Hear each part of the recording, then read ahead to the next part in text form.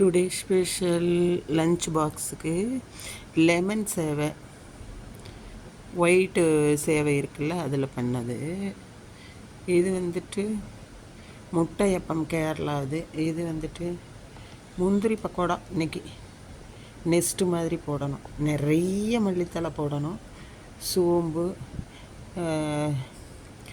இது போடக்கூடாது, அரிசி மாவுக்கு பதிலாக மைதா 1 ஸ்பூனு, ஃபுல்லாக கடல மாவு தான். குட்டி குட்டியாக வெங்காயத்தை நறுக்கி இது போல் போடுறது